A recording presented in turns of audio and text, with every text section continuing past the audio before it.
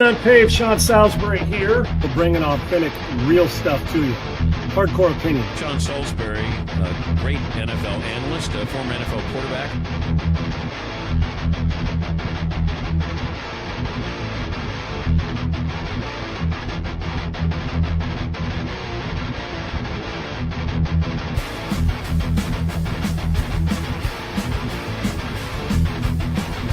To me, Tom Brady is the GOAT because he's done more with less than any player at that position we've ever had.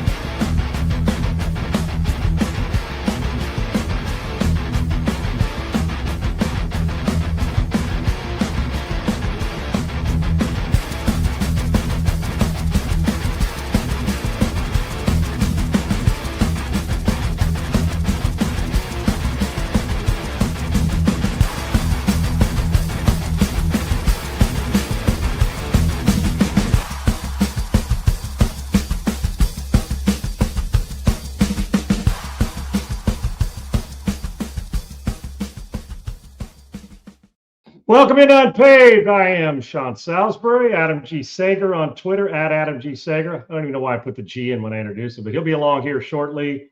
Got a great hour here or so for you today, lead into your Friday. Stay warm, stay safe out there.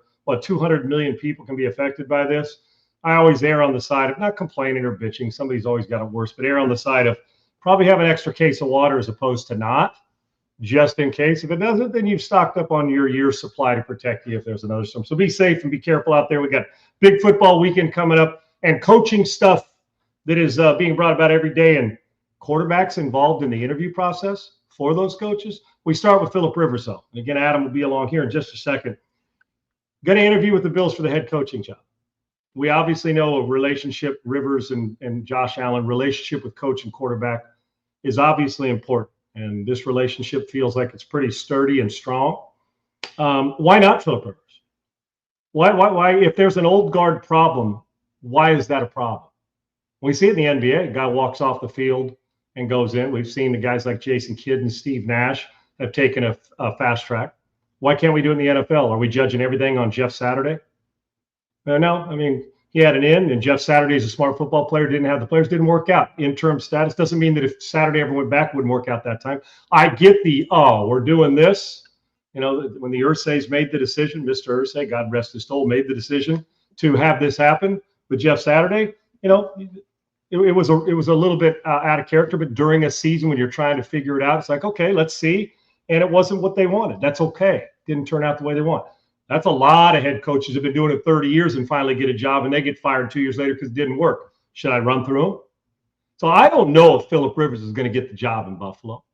But why would you have disdain for that? I understand coaching in high school is a little different than coaching the NFL. But the structure of what he's learned in 2 decades of NFL football, damn near, of great coaches along the way who have coached him, taught him, and led him, you take something good from all of them. So there's that part of the structure of coaching, because in truth, it's 11 on 11 on Fridays. It's 11 on 11 on Saturdays, 11 on 11 on Sundays. And in truth, probably an easier way to get in now because you're not dealing with college first or the high school. They're paying everybody now. So you can deal with that part of the egos that get involved. So, and I don't think any of us are going to question if Philip Rivers is high IQ football, if he's respected, if he's a great leader, if he was a productive player, although being a productive player doesn't lead to success as a coach, and vice versa. A non-productive productive player doesn't mean, that's why we see backup catchers, backup quarterbacks, backup tight ends, coaching places all over. They're different. But if the old guard or if somebody, well, how did he do that? I've been doing this for 25, 30 years. How did he jump in? Well, maybe the guy that's hiring him thinks he's better for their team. So we'll see how this goes. But I would imagine a few things in the interview, which you're going to get is an endorsement from Josh Allen. This is just my guess. You're going to get a highly competitive interview, meaning a guy who is passionate about what he's selling and what he'll do for the team. What would he do different in being a head coach in Alabama to the NFL? Different because the money. But would there be really any difference in the way you lead and guide people? Now, the way you talk to them may be a little more adultish. And I think you can win saying dad gum instead of cussing. Philip's not a big cusser. Tony Dungy proved that you could be a non-yeller and screamer, even though Philip may have that. You can approach it that way too. There's a bunch of different ways. So I don't have disdain for how dare them consider interviewing. Why not? What if an interview just means an interview? There's been people who weren't going to get a job that were the 15th candidate in jobs out there in a tech company or something else. So, let's interview him. And before you know it, the dude's running the company 15 years later. So until you at least hear them, I love somebody who does their due diligence. What if you find something out about Phillip Rivers that Buffalo hasn't had? On the surface, is he more qualified to be a head coach than Brian Daboll or somebody of that nature? I guess not, because of the years Daboll's been coaching. But I can tell you this: Brian Daboll, me, you, or anybody else, for the most part, there's always outliers, that sits in a room and talks football and leadership with Phillip Rivers, they're not going to teach. I mean, they'll teach bits and pieces, but they don't know more about it than he does. He's been in the arena. He's been coached by the arena. He's coached along the way. And leadership as a quarterback in all the years, and the balls to come back like he did, knowing the chances of success were fairly minimal at his age and being out of it. I endorse this Phillip Rivers thing as an interview. I'd love to be a fly on the wall listening to what they asked and his approach. And I have no problem. If you hired him just on a whim because the quarterback liked him, then I'd have a problem. But if you've done your due diligence and he can stand up there, whether it's a PowerPoint presentation that he put together, put him up on the board, or if he knows the X's and O's and how he's going to lead, that he can lay out the structure of the way he's going to do it in Buffalo, just like coaches would when they're going to interview, to blow somebody away with their presentation, but a genuine presentation. The thing I'm more concerned about if I was in the general manager and interviewing a head coach or an athletic director, there's a couple things. One is, I'm not worried about your ability to understand X's and O's. That's why you're here.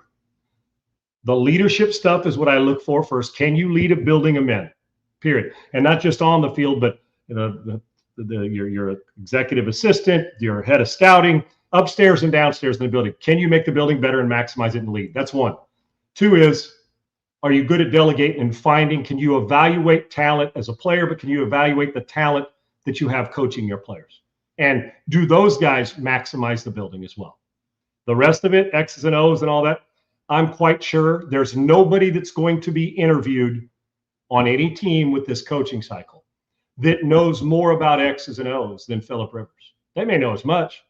There's plenty of coaches in the league that can learn from him. You think anybody in the league knows more than Peyton Manning about coaching football, about X's and O's football? Then it's just applying it and get others to buy in. That's where I start. The X's and O's I'll figure out. They all know somewhat of it. I need to know, can you take those X's and O's, apply it to leadership, and can leadership take a 7 and make him a 9?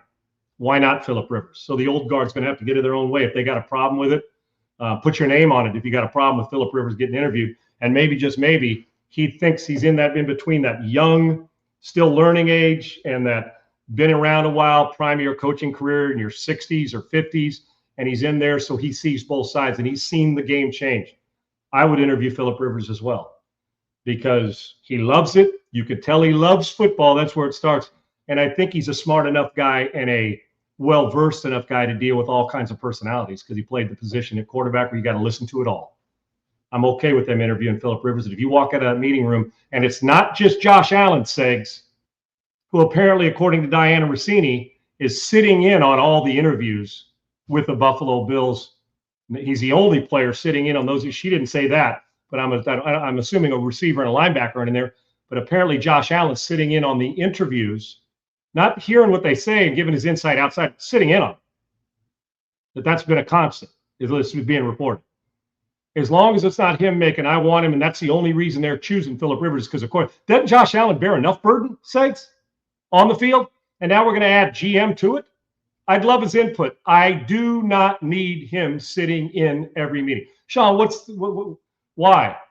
Well, because he's a player. I'm on the Steve Bisciotti train. I want his input. I want Lamar's input, but I'm making the decision. I don't need players sitting in the meeting. If that's the case, put a coat tie on and send his ass upstairs. We'll make him the GM in the offseason and the player during the season. We'll see how that goes. Buffalo, be smart in this hire, and Phillip Rivers should absolutely be interviewed. Adam Sager rejoins us. Segs, we'll get to Augusta Precious Metals here in a second, but your thoughts on the Phillip Rivers? I mean, if you're a general manager, you interviewing him? I don't mind the interview. Why not? I'd interview all kinds of people. He wows you. What if he wows? Yeah, an interview that all it costs is a plane flight. Isn't it Right. worth the plane flight investment, even if it's not a plane? Whether you send the private plane for him and it costs $10,000 at gas, isn't it worth it? Of course it is. Yeah. So you may find out something you didn't know, and that's all I'm talking about. Yeah. I mean, the only thing I keep coming back to when I think about it is, do I want to, if I'm Terry Pagula, if I'm Brandon Beane, hell, if I'm Josh Allen, do I want this guy who's never coached above high school and only coached a couple years in high school to be the guy that is supposed to be in charge of getting us over the hump to the Super Bowl in Josh Allen's prime years? Like we don't have much of the great Josh Allen left. We know things start to tail off with most quarterbacks. Not every quarterback is Tom Brady. Not every quarterback is Aaron Rodgers. So do we want to trust Phillip Rivers and his lack of experience to be the guy to try and take this team over the hump to get to the Super Bowl and win a Super Bowl with one of the best quarterbacks we've seen in recent memory? That's okay. You heard what I said. Back to. You heard what I said about leadership. So, what's your first thought about what's the number one thing you need to know about Phillip Rivers if you're the GM to make you continue on with possibly a second interview? What catapults you? He seems like a pretty genuine guy. So if you're sitting in there saying, okay, he's taking a flyer on Phillip Rivers, long shot, even though he's a great football guy, great leader, competitor, I want to hear how he is in a PowerPoint telling me what he's doing about X's and O's. Now he's going to run the building and what style we're running. Tell me your thought process, because I'll guarantee you Phillip Rivers is already, like I have, Segs, over the years, and it changes once in a while. I put together a list that if I was a head coach, who I'd want to be my coordinators and position. Yeah. I've done that. I've gone through names that I'd interview. I still have. Some of those guys don't even know who they are. And I don't know who knows if they're ever going to, but it's like anything, you put it away, sew it up, say, oh yeah, well, for a rainy day. Yeah, I do. So I would imagine he's done it over the course of his career, like the Christmas list, right, that you want, and like kids do. So what's the number one thing that if you're sitting in there and you're Brandon Beane or you're Adam Sager and you're the GM, I need to, walking out of that meeting, what do you need to find out? I don't even know if it's from Phillip Rivers what I need to find out. I need to talk to other teammates of the past and talk to guys, former coaches of his, possibly. Okay, yeah, too. Okay. How was he as a leader? We think he's a good leader, but we weren't in locker rooms with him. How was he perceived from defensive guys? Was his, he's very Christian, very out there with stuff. Did that rub people? And he's emotional too, Six. Yes, he's really emotional. Did he rub some guys the wrong way in terms of, was it a little too far out there? Was it, we talked, remember when we were in Houston and Easterby came, and he was just a Jack kind Easterby, of a former front office guy for the kind of came in and was a front office guy, but wasn't really in charge of stuff. And we saw what he did to that building. No, he was a pastor in the building for their Bible study, and he ended up being an executive, right? Yes, and then he ended up getting the executive job. But we knew how much that was rubbing people the wrong way. So that's where I would have to do a lot of due diligence on Phillip Rivers in that way, because we know how he is. So I would like to talk to different position groups. Yeah, it's a great point, and I'm 100% with you. Just like I said, if I owned a team, do it. I'm recruiting a guy. Don't you want to talk to his high school coach, maybe the backup quarterback, or if I'm picking Mendoza in the first round, I want to talk to the wide receiver. I want to talk to the defensive backfield coach just to get all the information. It's just to have the information I can on him. And that Jack Easterby thing, and the only difference there, and I know exactly what you're saying, Segs, because we lived through that. But the difference is you had a guy who'd never done anything with personnel as told by Bill Belichick. He was never a personnel guy when he was in New England. He was a Bible study guy that somehow got with on the right side of whoever it is in the building that just continued to elevate him into personnel. And everybody said, whoa, wait a second. Bible study one night telling me who we should be drafting the next? Yeah, no. There's got to be the difference in that is Phillip Rivers has been through this process a million times as a player, seen it, so he knows more football. But I agree with you. I do want to find out. So, Segs, what if they're on all this and I'm thinking, okay, I do my due diligence. I talk to former players in San Diego, his former GM, guys that have coached him, high school principal that he works for now. Whatever it is, just, get on it. It's going to have to be a Zoom for 2 hours, but just to get it. And what if it comes back where He never heaped his religion on somebody, which is okay if he did or didn't. You'll get some who don't do religion, some who read Bible during lunch, and some who've never read the Bible in their life. Fine. But how is he able to lead without crowbarring stuff in? Does that make sense? And just to kind of, for people who aren't going to endorse him, the people that don't spend all the time with him, but just saw him as a teammate or a leader or a coach or a quarterback. Oh, I agree, Segs. This is a huge hire for Josh Allen. But the flip side of that, and Josh Allen, as Diana Rossini reported, he's going to be in on these interviews. Yeah. And this Buffalo, so they kind of tie in. I can't make a decision. I think Josh Allen has so much heaped on him how it is, Segs. Player first is what I need from Josh Allen. And I know it's not harm, it's the offseason, he's sitting in. But you don't want to be Terry Pegula and Brandon Beane. We already know they're not sure what which just tells me, Segs, it just adds to this. The indecision on what they're trying to do and who's making decisions. Now you've added the quarterback. What if the quarterback comes out and says, if you don't hire Phillip Rivers, it's a mistake? And you've interviewed Dayball, who obviously was with him at one point. You've interviewed this guy, and they're all probably more coaching, at least because of years in the business, more experienced than Phillip Rivers is in the NFL. Obviously, if you've coached a year in the NFL, you're more NFL experienced than him. But point being, what if all the guys come in and they separately go into a room and Pegula says, write down the traits and write down 1, 2, 3 and why your favorite candidates after we've gone through 7 interviews. And Rivers, and Allen has Rivers at the top and Beane has him 4th. Now what? And Pegula has him 3rd. And then all of a sudden they say, we're hiring Phillip Rivers. You cannot make this hire based on one player. 100%. Because it's proven already that Josh Allen, as good as he is, and I think he is a special skill set, rave about him, and seems to be a great guy. If you hire it based on one guy, you're not winning in the NFL. You're not winning a championship. Hence why we don't ever, I don't ever remember them telling us that Peyton Manning was going to help make the decision on Tony Dungy or who his next coach was. Do you? I want input from Roger. I do. I want the input because you're around him every day. Input's nothing more than more data to tell me what I need to know. But Segs, there's a rare chance that 3 or 4 guys that sit in on an interview are all going to agree on the same thing. What if overwhelmingly it's Josh Allen loves him, and underwhelmingly the other 2 or 3 guys, Pegula and Brandon Beane in the meeting, sit in the middle on him and they hire Phillip Rivers? What is that telling you already? They'll just blame it on Phillip they'll blame it on Josh when it's done. Right? Yes, that's in 3 years they'll sit up there. Josh will still be the quarterback. Yeah. Right. And they'll still be shy of a Super Bowl. That's exactly right. So input, yes. It's dangerous, slippery slope to have Josh Allen outside of input sitting in on every meeting.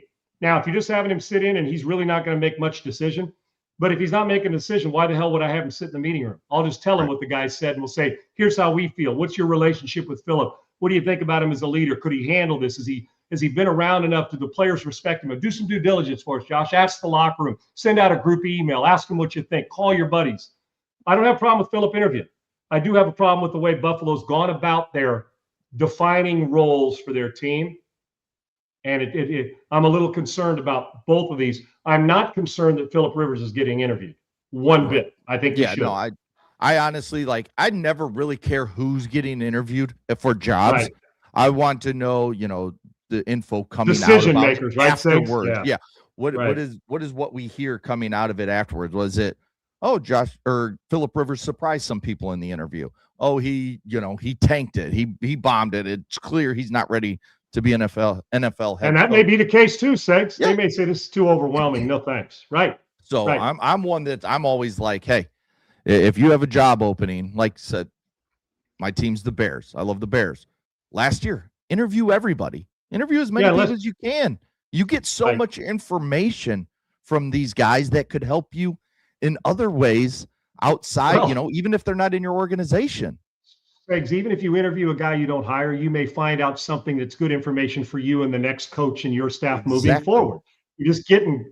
We're copycatting everything we do. I do want to take some. What if Brian Daboll interviews, you don't get it, but man, Brian's really got a great skill here. We'd like to implement this into our staff or our building. And I think it's important. Listen, 20 interviews is fine.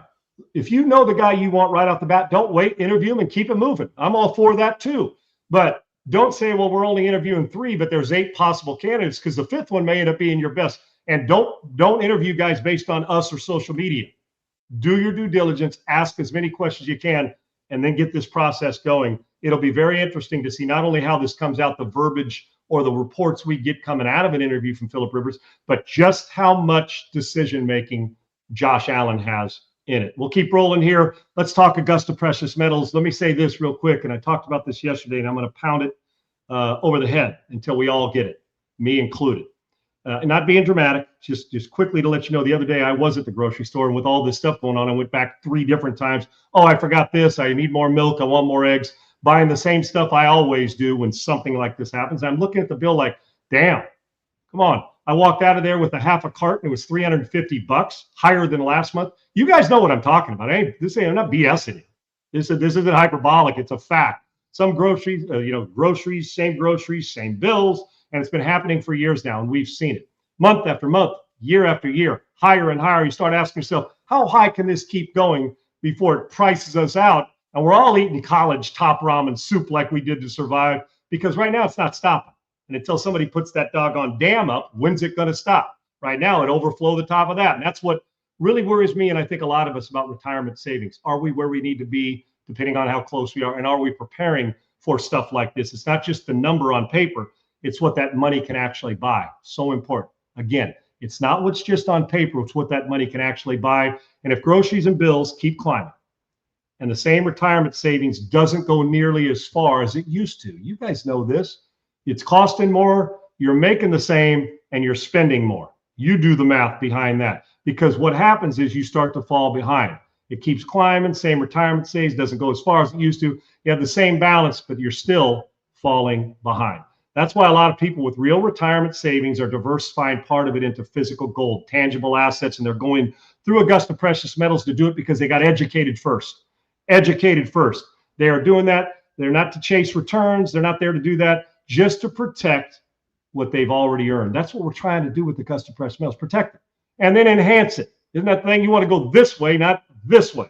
And Augusta Precious Metals can help. I looked into it myself, and I told you I was late to the party. I've been through a lot of this gold and silver stuff, guys. I have. And with other companies, and I finally found one that's the standards, expectations, education, not in it to just grab your money and send you by the wayside. These guys are the top-notch best in the business. Do your own due diligence if you don't believe me. Augusta Precious Metals is the one that stood out. No pressure, no scare tactics, just straight education. And if the economy doesn't scare you and the price of your groceries don't scare you right now, I'm not sure I can help you. If you haven't been scared straight, now somebody to help you. So we know why. Now we got to know how we're going to fix it. Augusta Precious Metals can help, and it's gold and silver are on the rise. They're only going this way right now in 2026. I'm just telling you. They are on the rise. That's how you can help. And just straight education. This stays inside your IRA or your 401k. No taxes, no penalties. Let me say it again. No taxes, no penalties. What a great gig when it comes to precious metals, tangible assets, silver and gold in your hands. So get the free gold IRA guide at SeanBuysGold.com, www.SeanBuysGold.com. That's SeanBuysGold.com, or text Sean, S-E-A-N, to 35052. In this economy, protecting your position is the only way you're going to stay in the game, and the game's expensive. So don't you want to have confidence, peace of mind, and security in your retirement, or even before it, so you can fat cat a little more and get out of cold weather and head where somewhere it's warm? Let Augusta Precious Metals help. Again, text Sean to 35052, or go to Sean, S-E-N, Buys Gold, SeanBuysGold.com. Get that IRA guide. I'm just telling you, I'll be sitting here doing this for a long time. And if I'm sitting here a year from now and we're talking this, which we will be, and you haven't done it, you're a year late to enhancing your portfolio and diversifying. Augusta Precious Metals, SeanBuysGold.com. Pop on in there and check it out, Segs. Augusta Precious Metals, as always. All right, Sean, let's kind of run through like a rapid fire section of stuff here, and then we're going to get into previewing our AFC, NFC championship games coming this Sunday. All right, let's start in the NFL. Ravens hired Jesse Minter, the Chargers defensive coordinator, was at Michigan with Jim Harbaugh. Now he gets his chance to run his team, going back to where he started. He was with Baltimore and John Harbaugh before Jim came to his brother and said, hey, Mike McDonald worked out really well for us. can you send me another young, great defensive mind? Well, here comes Jesse Minter. So he comes from the Wink Martindale tree, which obviously the Baltimore Ravens know very well. Do you like the hire? I think this is maybe my favorite hire outside of John Harbaugh as of right now. I think it makes a lot of sense. He's going to bring that toughness back to that defense. And if what we're hearing's right about his possible OC, I'll love the hire even more if he's able to hire Joe Brady as his offensive coordinator, who interviewed yesterday for the head coaching job before Minter was named. But him and Minter supposedly have a good relationship, and that is his top candidate for the job to make Lamar Jackson in this offense really, really good again. There's a chance that as much as I like Monken, that if Joe Brady is the coordinator hire, that you could see Lamar even have a better season than he's had. History proves that with Joe Brady so far. Burrow, Allen, Lamar Jackson. That'd be a great hire. Listen, the Baltimore Ravens may not want to admit it, but there's incestual stuff in a good way. I mean it affectionately, meaning John Harbaugh gets Jim Harbaugh's guy, Buffalo. Then Jim wants Jesse Minter. Mike McDonald was a part of all this. Buffalo doesn't want to, not Buffalo, but Baltimore may not want to admit it, but they love Harbaugh because they keep hiring guys that Harbaugh's like and trust. Mike McDonald is part of this. You're looking at Seattle saying, look what he did. And they're similar. Powerful defensive presence, guys that are young but respected and have been in football enough.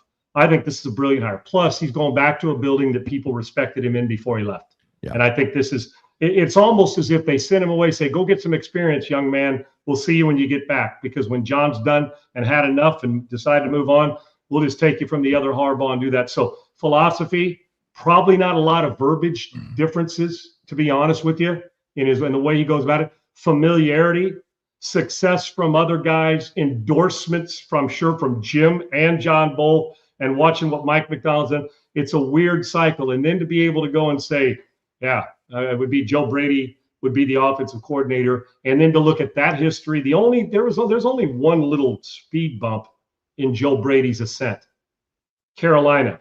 Mm-hmm. But a lot of people got sidetracked from Matt Rule and Joe Brady to Baker Mayfield to Sam Darnold in Carolina. Okay, even Bryce Young was detoured until Canales, year 2 said, okay, we're going to fix this, right?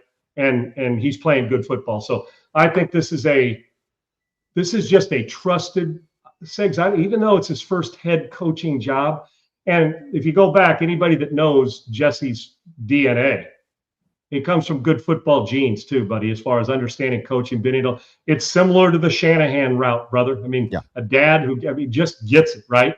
I'm not only for this hire, you don't have to have known who Jesse Minter is or where he comes from, or, man, he hadn't been a head coach. See, it's weird when people hire a guy who hasn't been a head coach. Guess what people do? We need somebody with more experience. When you hire a guy that's more experienced, he's a retread. You get both, right, Seg? Right.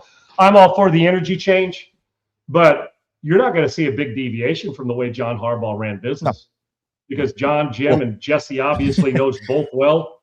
It's just an incestual. It's like, dude, it's 6 degrees of separation, and Baltimore doesn't want to stray far from what they know. And Jesse Minter knows exactly what Steve Bisciotti in that building expects. This is a great hire. And it's funny because, I was sitting here, obviously this news came out, which means the Chargers are looking for a defensive coordinator now. First name I see attached, Zach Orr, the former Ravens defensive coordinator from last year that, is now out of a job because John left. And so that whole Harbaugh, Ravens, now Chargers, it's all kind of intertwined. We've seen the Wink Martindale part, dude. They're all. I would expect Wink to get an interview with Jim in LA. Agreed. Unless he's just kind of, after the Michigan thing, he's just kind of like, I'm taking a break or I'm done. We haven't heard from him since all that stuff. If you're a pressure defense guy, if you're a head coach that loves pressure defense and like guys that make it miserable on quarterbacks times, Wink Martindale's a good guy to interview. Yes. Jesse Minter's ready for this. It's time. I like the hire. Yes, and I wonder if Jesse even looks back at Wink and says, hey, would you want to come run the defense? And, we'll pitch in together and work together and get Baltimore's defense back to being the ferocious defense that we know it to always be. No doubt. we'll see. All right. The FBI is investigating the death of former Colts owner Jim Irsay. Reportedly, the doctor that gave him the extreme amounts of opioids and ketamine also signed the death warrant and ruled it a natural death. So you know what that is? That's conflict of interest, buddy. Yes, that's a when the FBI gets involved, and the Colts, his daughters have come out and said, we know about the investigation and we're just letting it play out. Not good when the FBI is getting involved with a death this of a high profile name. Well, on the FBI first part of it, if you've been watching the news this morning with Kash Patel, if you happen to be a snowboarder and you're involved with the drug cartel and your revenues, you're pumping $1 billion into it, and the guys in the windbreakers that say FBI on the back, they're not there to knock on your door and ask to go get a cup of coffee. His ass is sucking buttermilk there. So just to tell you why the FBI is involved, now you go to this. First off, this eerily reminds me, not in the meds world, and we're not in the, I'm not a doctor, but I'm gonna play one right now. We saw the tragedy that happened in Anaheim with the Angels, correct, Segs? Now it just seems to me a direct conflict of interest is the doctor that prescribes, the doctor doing the autopsy. Too many ways. I'm not saying he did, but there's too many ways for you to adjust stuff like I see on NCIS or FBI shows or whatever those are. Where I get the Mandy Patinkin's show when he was on it. I don't, all these shows, and I know it's television, but some of it seems too real to me. One is the FBI's involved. The doctor better be, they're not there. Like I said, it was like when Mike Wallace from 60 Minutes was involved, Segs. Remember when Mike Wallace would do it? When Mike Wallace knocked on your door, the best thing you to do is don't answer. Yeah. Don't answer, because I don't mean it against Mike, but you knew he wasn't there, like you said, for pleasantries. Not just the FBI's not there. Yeah, the FBI's not there for this. So, and it just seems weird to me that the doctor that prescribed and called it a diet of natural causes would be the same doctor who was prescribing what appears to be extra amounts of narcotics. You know what I'm saying? The drugs you can't get over the counter, I guess. Whether there's any wrongdoing, Segs, I don't know. But it'd be like, how they'll have a cop that's got a family member, something happens, or an FBI, and get in the FBI, and they say, we got to take you off this. You're too close to it. Yep. This is too close. So I worked for Mr. Irsay in Indianapolis. He treated me great. You hear people talk about him, and when he took over for his pops, and this is going to get far bigger before we hear the end of this. And I would imagine that doctor should take himself off the. I doubt you're able to try, if you're a lawyer in court, if one of your family members is on the same side, is on the opposite side of you, meaning they're the defendant. It would seem like a conflict of interest, so we got to get you away. Recuse yourself from there. Great. This doctor should recuse, whatever the word is in the medical. Take yourself away from this to clear all doubt that there's any tampering with this or any wrong judgment when it comes to autopsies. This is an ugly situation, and a family that it's a good family, man, and that they've done some good things, and you hear how people swear by it. Indiana quarterback Fernando Mendoza declares for the NFL draft. He was on the Tonight Show with Jimmy Fallon. What a shock. I can't believe it. Yes. Yeah. We got a video. Let's go ahead and just roll that. Flipping jams, let's go! He's going to take off and run. Mendoza weaves his way first and goes diving toward the end zone. Coming to Indiana was a leap of faith. A leap that led me going 16-0 with my boys, a national championship, and has now led me here. The moment where I get to dream bigger. Thank you to my family, the teammates that pushed me, and the coaches that took a chance on me. It is only with your support and the glory of God that I am here today. With trust in my foundation and gratitude for every person that has helped me reach this moment, I am ready to take the next step. My LinkedIn status is now open to work, and I am officially declaring for the 2026 NFL Draft. And I'll also be playing Mr. Rogers on Mr. Rogers' Neighborhood with a cardigan sweater because I'm a little bit howdy-doody. And I mean that. I like him. No, I don't.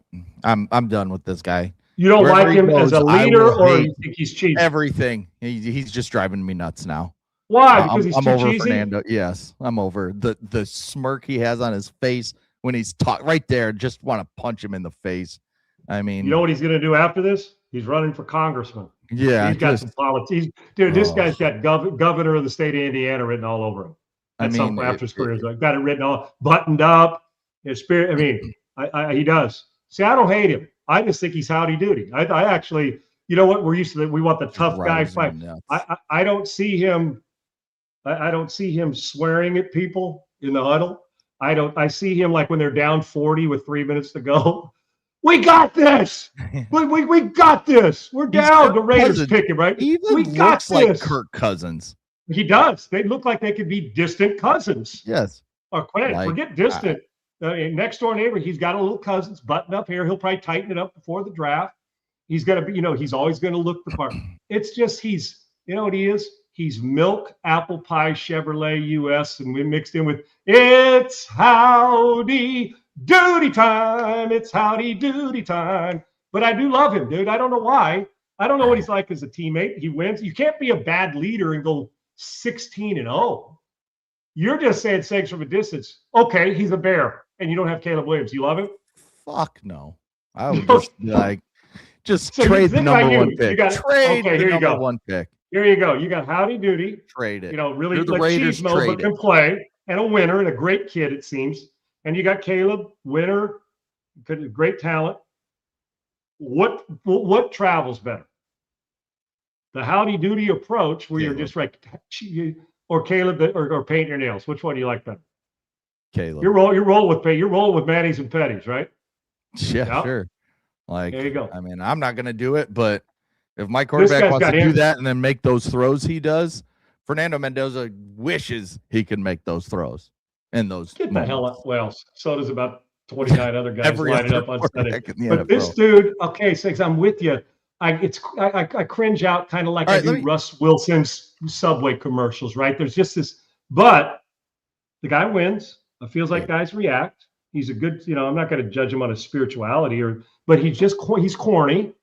He is. But he's just annoying. He's still a good player. Really yes. He's got a little annoying. And I wonder, I'm one of this. Has he ever had a bad day?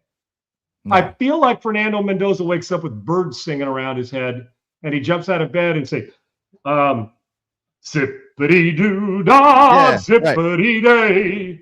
My, oh my, that's what exactly a wonderful day. I feel like that's it. And squirrels come up to him because he's so nice that every mom in the world wants their kid to marry him. You know what I'm saying? That guy, you go date that Mendoza boy. He's going to be a great politician. He's a great quarterback. We got bigger plans for him. He's going to run for president one day. Or I just feel like that about him. But I'm like, you know what?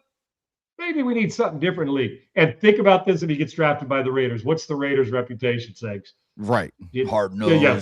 Oh, yeah. Right. Maybe grab your balls while you're down in the huddle, down in the pile, cuss a little bit, spit some chew during practice, do it all. And then you got buttoned up coming in there. Maybe that's what my Raiders need. Let's go, Nando. And you know what? I'm declaring it. We're no longer calling him Fernando on this show. Matter of fact, every time you call him Fernando, you're not. Yes, you are. It's a $1 fine if you call him Mendoza or Fernando. His name now is Nando. If you don't call him Nando, get the fuck out. If I'm the Raiders picking one, I'm calling the Jets, the Cardinals. The Jets pick 2, the Cardinals pick 3, and I'm calling the Browns at pick 6. And I'm saying, what are you offering?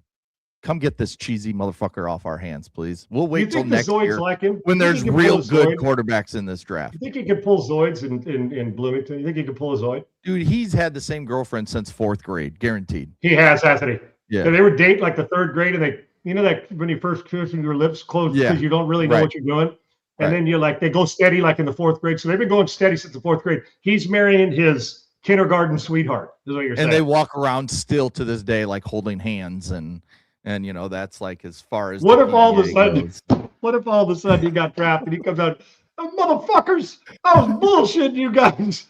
Screw all that talk. I'm ready to go in and I'm bounty hunting these bastards in the NFL. Wouldn't you love when he makes that quick turn of, and then he goes, "Ah, gotcha." Go full Psych. heel. Oh, Yeah, it goes full yeah. heel.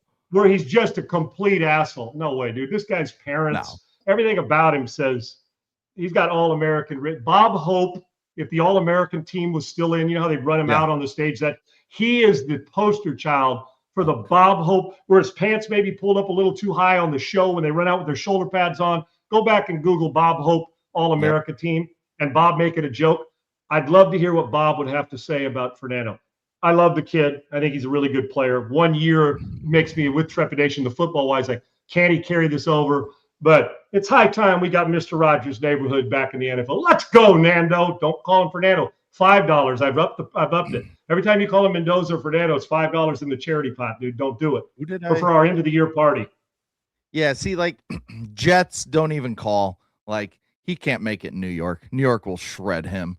If he can make it there, he'll make it. Yeah. That's him. He's we know right no here. quarterback's going to go to Cleveland and do well, so just don't even call. It's the Arizona Cardinals. Send him to Arizona where nobody gives a shit, and he could just play out there. He has Marvin Harrison Jr. Maybe they can win a couple games, finish last in their division, and just be an asshole. You don't see the big picture. Hey, Bailey, Triple E Bailey, hit that infomercial we just saw for. So let me hear Nando again real quick.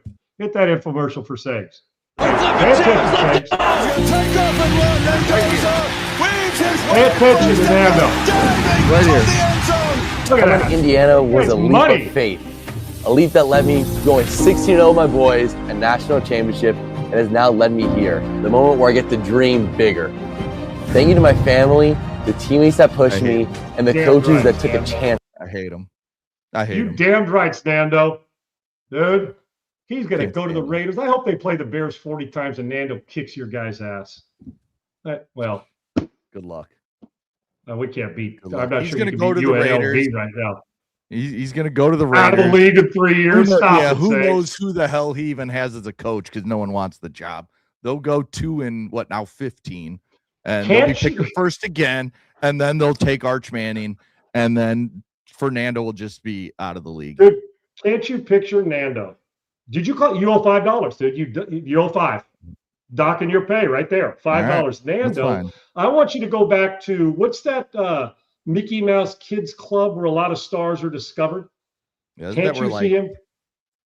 Can't you see him coming out ready? Hang on a sec. Like, yeah, exactly. Like he sits like this and he goes, M-I-C-K-E-Y. M-O-U-S-E smile on his face. Donald Duck. Yeah, where it's big howdy doody. Oh yeah. Earlobe to earlobe smile. I hate him. You gotta lay the hell off, Nando. And by the way, Mike and all of our great guys, Jared, all you, Isaiah, everybody who comes on here, Lucy, if you guys put his name, Fernando or Mendoza, in the comments as it scrolls, I'm keeping track. You're fined as well. We'll track your ass down. I'll get the Cash Patel. We'll chase your ass down because eventually Mendoza is going to be a governor somewhere. We're chasing your ass down, and he's going to run. When he runs, he's like, ladies and gentlemen, the next president of the United States, Nando Mendoza, Cal Berkeley guy to start out, Segs, knows politics, has dealt with the liberal and I'm sure conservative side up there at Cal. Look at that stupid face. Look at that. Look at that stupid face. Man, I got a man. He's not built for Oakland. He's not built for Oakland. Yeah. He's not built for New York. He York. ain't in Oakland. He's in Vegas. He ain't in Oakland anymore. Vegas. He's not built for Vegas. I mean, well, nobody really cares out there. The fact that you are so down on Nando hurts again. Me. Send him to. Look at him. Let's just say stop. Moment of silence for this beautiful smile. Hang on a second, Sake. Don't say anything. Here we go. Let's have a moment of silence for this beautiful smile. Gosh, dang. Look at Nando. That smile's going to be gone next year. That's leadership. In Vegas. Dude, that's leadership. When they're 2 he got sacked 74 times. Right. Then I'm calling him up and saying, Nando, come on the interview, dude. I don't want you to die. You're just going to see Brock Bowers and Ashton Janty just punching him on the sideline because he won't throw the ball because he's so scared. Whoa, no. He's going to take it to the matter of fact, Super Bowl champs next year, led by Nando. No. Led by Nando. I'll tell you what, though, keep mad about it. You know what I don't want with Vegas? Even though they're my Raiders? I don't want him around all them hoes, man. Nando's got to focus on ball. Okay? Gosh, I don't think you have to worry about him and the hose. That's not a thing. I don't think you got. Well, they got to eat, Segs. Well, they got to eat, but Nando doesn't have to mess with that, right? He might cook Leave for him, but he ain't doing anything else. Well, I tell you one thing. After the draft, my first thought is, Fernando, let him cook. Well, okay, let Nando cook in hopefully Vegas, for your Raiders, it's not for them. Yes. How would Boomer say? That's Chris Berman. He'll say, "The first pick in the NFL draft, Fernando. My bad. Steak Man said to call him Nando." And then he'll say, "It's the." That's right. Yeah. And you know what? I'm going to cuss for Nando. Fuck all y'all that think Nando's howdy doody. That's all I'm going to say. All right. Wow, Mike called Nando. You're Desmond the one Ritter. that called him howdy doody. Oh, that's right. That was. Well, that's things I was just doing what Gavin Newsom does. Invent something, then blame it on somebody else. That's right. Nando. Gosh, that was done, man. We didn't need to say anything else. Nando's the man. Real quick, I feel like I'm on college crack football today. playoff. I don't do drugs. I'm so fired up about Nando. College football playoff, it will remain at 12 teams for 2026.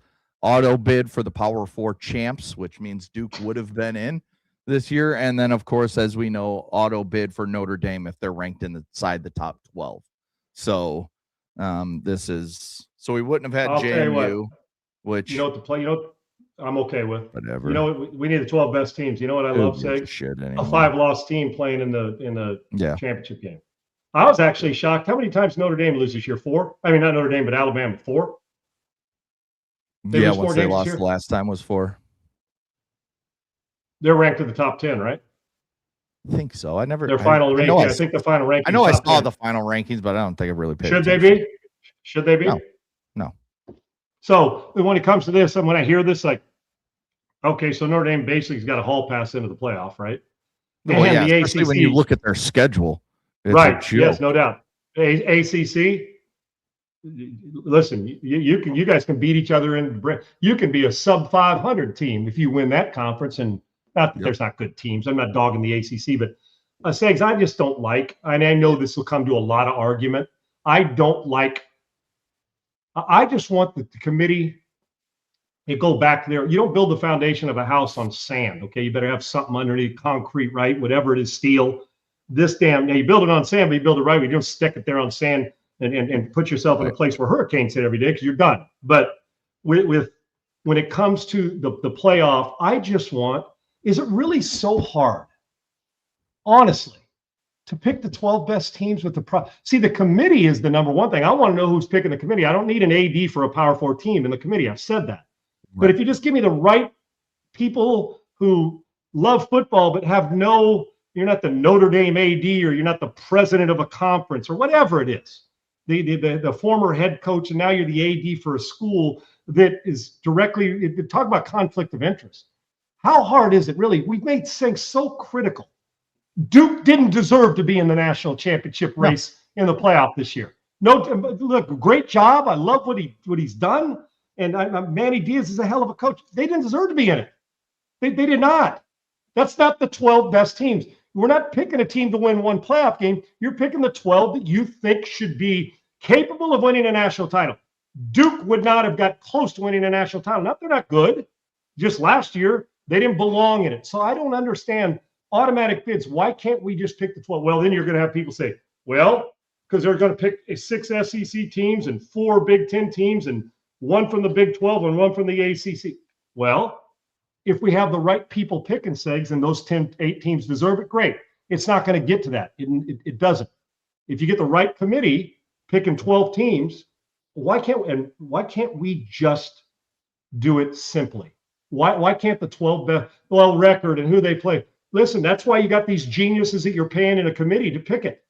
Mm-hmm. I don't know why we have to complicate it. Nobody wants to see a 5-win or a 5-loss team or a 4-loss team in the playoff, even if you like Duke, and I do.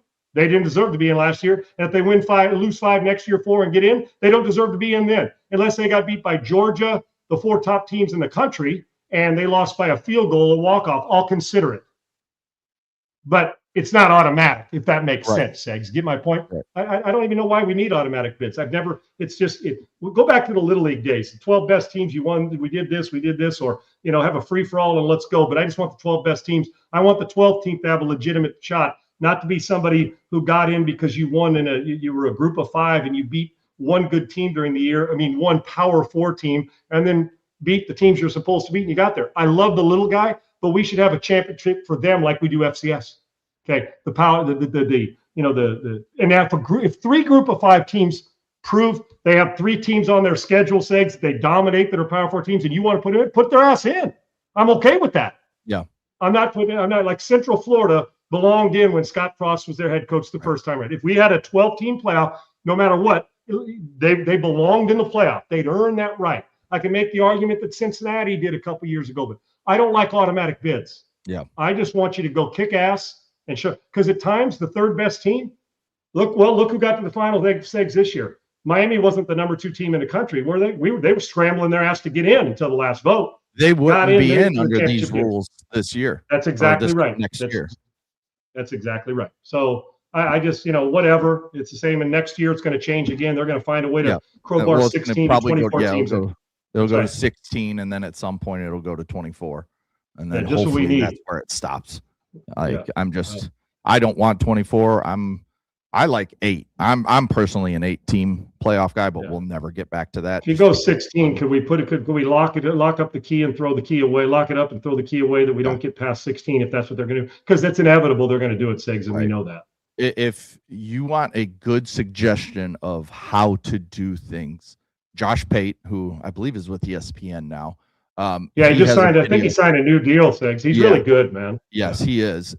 He put out a video, and maybe we should try and have him on to kind of explain it even more in depth. But he put out a video of what he would do if he were college football commissioner, and he could up the playoff how he wants. Go watch before you run this.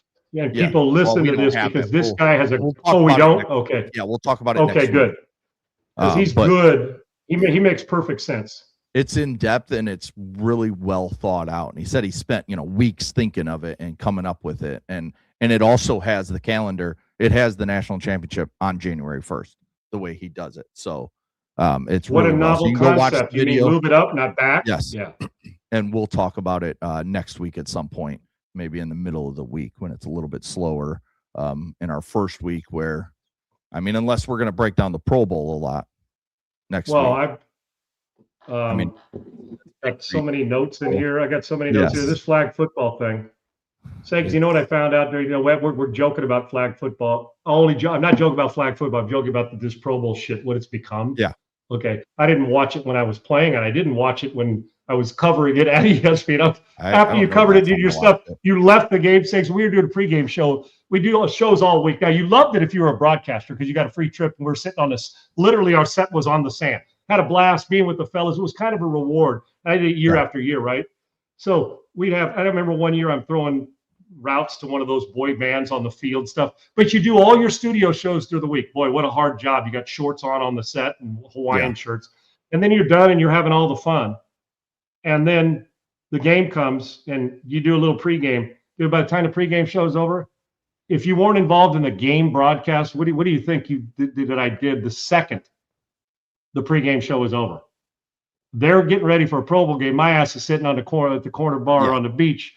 You get it that you'd leave a day or two later and go to either another island for a week to extend your vacation or go home. And you're saying, oh, by the way, what was the score of that game again? And I was there covering it. So good on them. You get bonuses and fine. It's changed. I don't like it. But you know what, Segs, in this NSR gig as a scout now and a director that I'm doing for this team, the national director. Do you know what scholarships are available more now than you could ever imagine that are growing? I'm talking about fast flag football for girls and boys, but flag football. I'm telling you, they're giving full rides away, which is a great thing. Yeah. As long as the girls are playing against girls and the guys are playing against guys. But these opportunities, who would have thought that playing 5-on-5 girls flag football could at some point lead to a major university who's implementing more and more flag football to paying for your kid's college degree and getting to play some good football. So either way, it's just weird how we joke about flag football. I only joke about it because it's the Pro Bowl. Flag football is good for the mental and learning the game, not getting your body beat up young, but it's just opening up another avenue for young men and young women to go and do stuff, from gamers to fishing scholarships. Some of the things they're offering scholarships for these days that people don't know about. Unbelievable. Friggin' unbelievable. It's awesome. So, yeah, I'm not going to break down the Pro Bowl for Sigs. You may have to get somebody. That'll be JB's job on a Monday after. Hey, JB, Okay. You got this whole There Pro you Bowl. You know what he'll do? Yeah. He'll cuss us out and hang up on us because he doesn't want to do it either. So there you go. Exactly.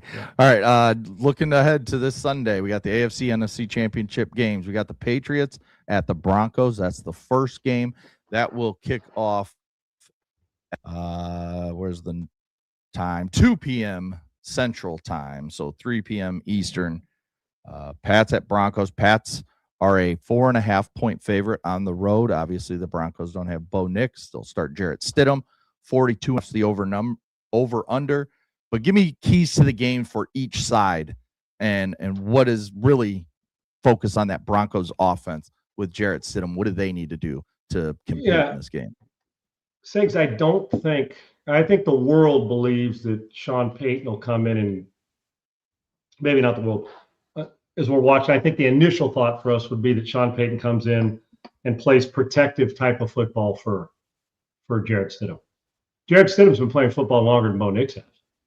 Now, he doesn't have the same reps with the first. You get what I'm saying, but he's seen enough significant football around good people to understand at least the expectations.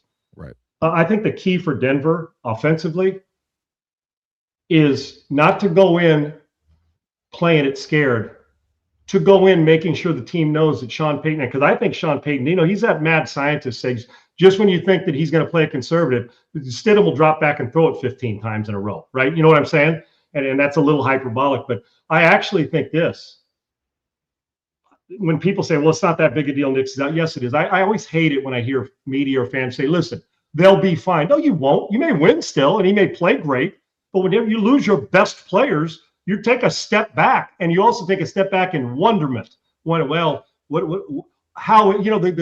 that indecision sets in for a coach, players, because you don't know. It's the unknown of how he's going to respond. Starting a playoff game. Well, and I've been there, Segs, in Stidham's situation.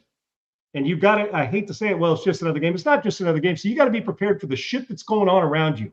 As Jarrett Stidham, more questions. What are you going to do? What's this? You've got to be able to rule, and it'll get worse if they get to the Super Bowl, but he'll have 2 weeks again to get his mind right. I think Sean Payton will limit the ability to use it. He's thinking in his mind, I'm not going to rely on Stidham's feet as much. But in truth, as far as pushing the ball down the field, Stidham can throw the ball down. He may be a better vertical passing game guy than Bo Nix.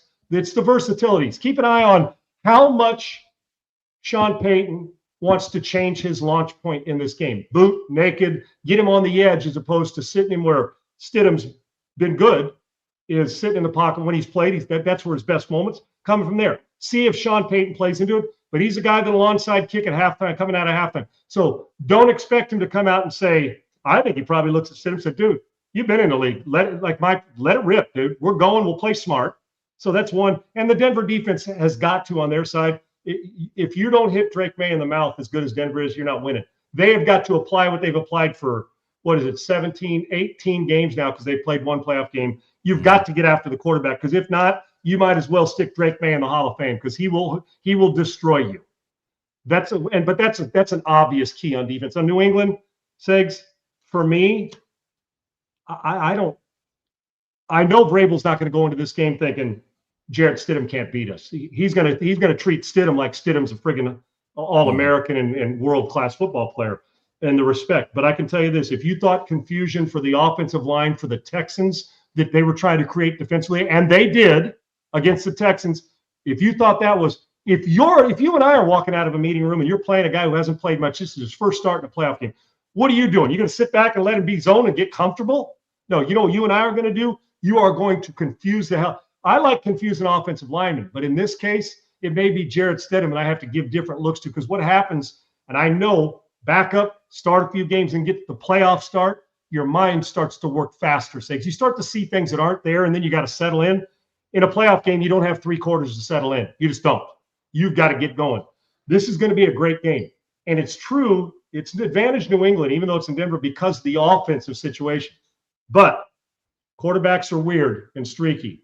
if Sean Payton can get a monstrous start from Jarrett Stidham, I don't mean 3 touchdowns in the fourth, just the comfort, be careful because that will expand their offense.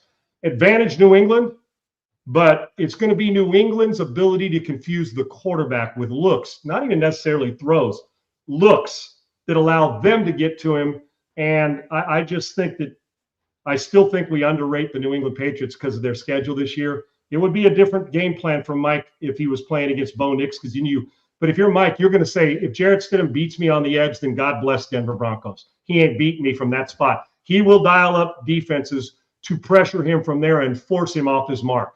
The Denver Broncos, I'm curious to see how much of the change the launch point they have because I'm not sure you can keep him stationary and beat New England in this game. All right, who you got? Pats -0.5, 42.5 is the number.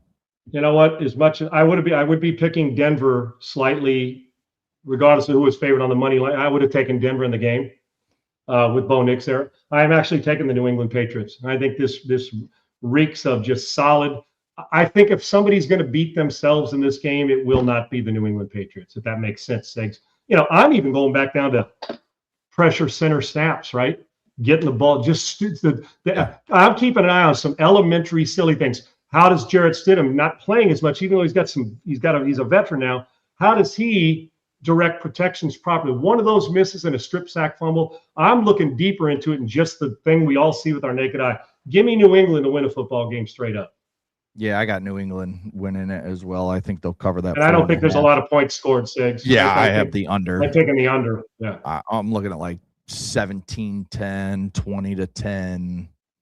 I think if it's 20-13 or 20-14, that feels like that'd be a high scoring game in this one. That's just me. That's how I feel. All right, same thing for the Rams Seahawks. Seahawks are a 2.5 point favorite, 46.5 is the number.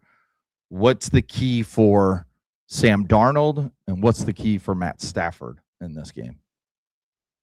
For those two individuals, yeah. Well, I think they're both similar, Segs, in this way.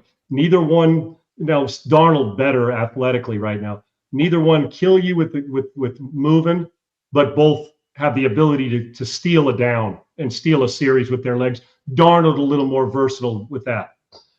Both have go-to receivers, some more than one, and that's the Rams. I mean, Devontae can catch 12 balls in a game. We know obviously about Puka. They're both capable of wearing you down in the run game.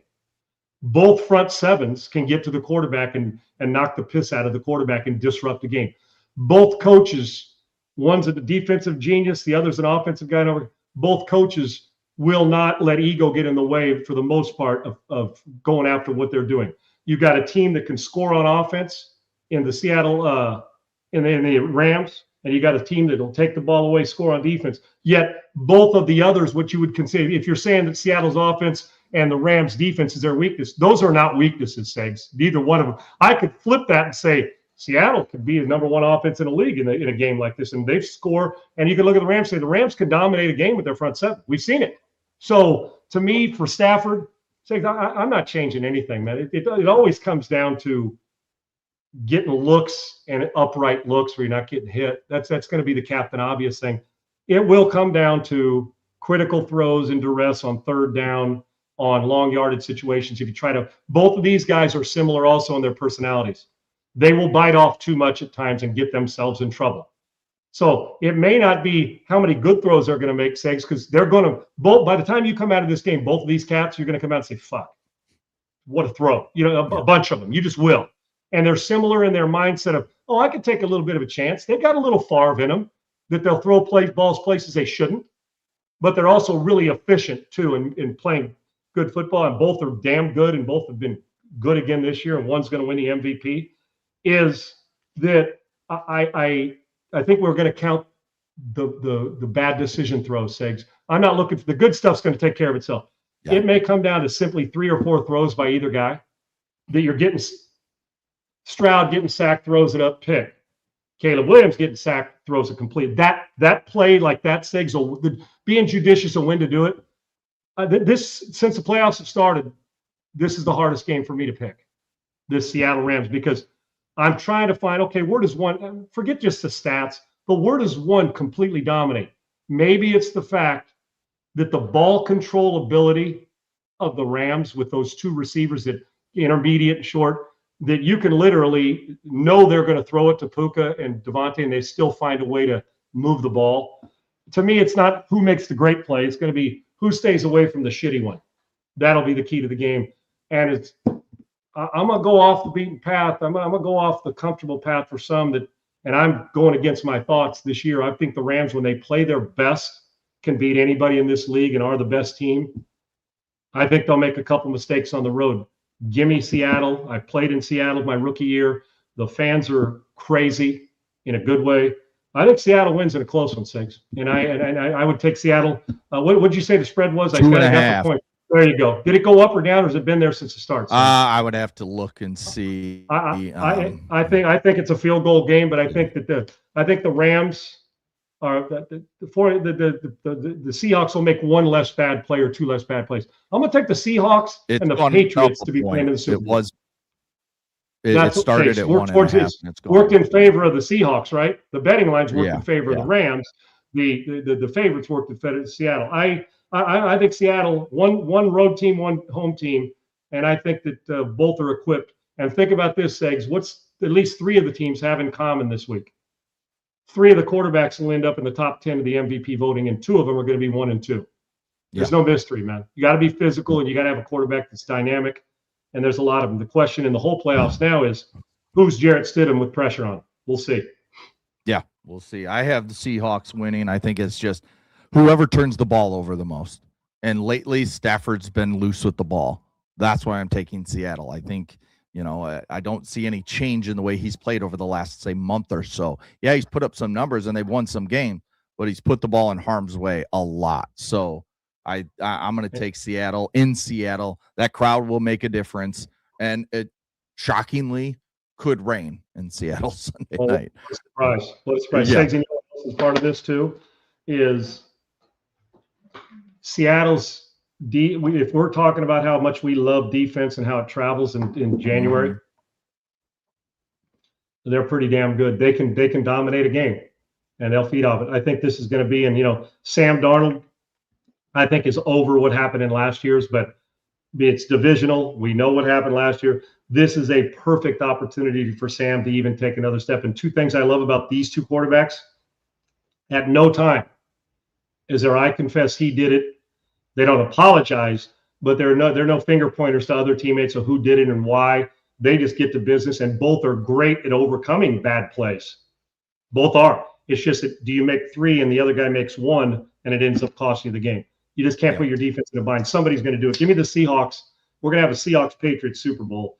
Little replay, and guess what Mike McDonald will do if they're on the half-yard line? They won't be throwing a gun snap slant. I promise you. Yes.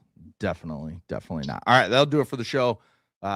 Everybody enjoy Championship Sunday. Enjoy a good weekend of we got some really good college hoops games as well.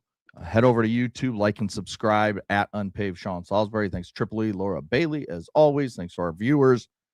Enjoy the weekend, Sean. We will have our Super Bowl participants come next week, and then we have a week of nothing because we love got to put the Pro Bowl in between, and we need 2 weeks. We'll make something out of it, those Segs, on our show. Oh, yeah. I promise you. We'll have plenty of content. We'll have a ton of content to talk about. I mentioned that Josh Pate thing. We'll have Coach JB on Monday. Maybe find some couple other guests to come talk about these two teams. And got a couple of guys in mind. I'm going to wait till they commit to come on. Yeah, and let's see who makes it, and we'll have some fun with it as we always do. So remember, it's Fernando Mendoza. He's corny. Joe Timbuk. Hey, Bailey, do me a favor. Interrupt Segs. Quit talking. Put up Nando, please. Let me hear Fernando. The person that has helped me reach this moment. I am ready to take the next step. My LinkedIn status is now open to work, and I am officially declaring for the 2026 NFL Draft. Brilliant. You know what this reminds me of? Well, I'll tell you what the only thing this is missing is a 2-hour special put on Netflix, and we call it, like we label it, he's the LeBron of football. I want the announcement. I need this. I need more of Nando. Love Nando, Segs. Love him. You know what you are? You're the kids are saying, you're a friggin' hater, man. You just heard him poke fun at himself by saying my LinkedIn is now open to work. It's because he changed his LinkedIn to national champion. Dude's 20 minutes after the game ended. Yeah, dude's rolling up his sleeves, diving in. I mean, he's going the hard road, Segs. Oh, that's right. He's going to be the first pick of the draft. There's not much of a hard one. But hey, kid knows what transfer's like. Got great family, you know, mom and dad. I mean, it's just, this is Nando. You know what? There'll be a shirt for Unpaved coming out, Nando Mania. Segs, and I'm not getting yours for free because you disrespect Nando, you're paying for it. Yeah, you do. I don't want it. You want it, and you'll love it. And you'll learn to like it. Okay? Nope, I don't want Picture Nando's, and maybe we'll have him do a singing meme for you. I don't know. No, look at that dude. Do that. You know what? I'm gonna go get a thing made up, like one of those things that high school kids get. You know, they give it to the parents, the pin that sticks on. They got the picture of their face. Nando. I mean, I really can't. I can't endorse him any more than I do. I'm his campaign manager. Is there anybody that comes across tougher than him? And he's tough as 100-year-old lady. You saw that run. You can't make that run, Segs. I can't. Tough guys, me and you, we ain't making a run. I wouldn't have to make the run. I'd hit the open receiver. Very good. See how I do that? Man, all right. I don't know if we can continue doing this with you, Segs, because this show is going to be centered around 2026 Nando Mania. Okay. I'll just be here, just telling the 1-800 Nando. You damned right, dude. Don't do that. You damn right. Enjoy championship weekend. We'll be back Monday. You might be the first guy in my clothing company that I endorse. Noon Central. You don't have to hear about Fernando Mendoza for months. Now you owe $15. Keep saying his first name, dude. You won't get paid next month. Just take 100 off and just let me do it. Man, however many more times. Because Fernando, he's like, don't you think he Christmas carols? No, yes, 100%. There's no doubt, right? Yeah. There's no doubt, right, Segs? And he dresses the part, right? He's like Santa Claus. Don't you think that's Nando? Yeah, dude. I think Nando pees purity. Okay, that's who Nando is. He urinates purity. Dude. Okay, can you say that in your life, Segs? I can't on game day when you got a butt heavy. You know what I'm saying? Fernando pees sitting down. That's where we're gonna. No. He doesn't. He's sitting down. You're saying Nando turns around and chests up to the back of the toilet, sit down when he pees. Right. No, Nando's too good. You can't go 16-0 and do that. There's no friggin' way. He does. Look at him. All right. We'll see you guys. You want to see him again? Wait, do you want to see him again? No more freaking Fernando Mendoza. I'm tired of that guy and his stupid. See you guys on Monday. Seg Saints. I can't wait till Nando Mania kicks in. All right, guys. Peace. Unpaved, Sean Salisbury here. We're bringing authentic, real stuff to you. Hardcore opinion. Sean Salisbury, a great NFL analyst, a former NFL quarterback.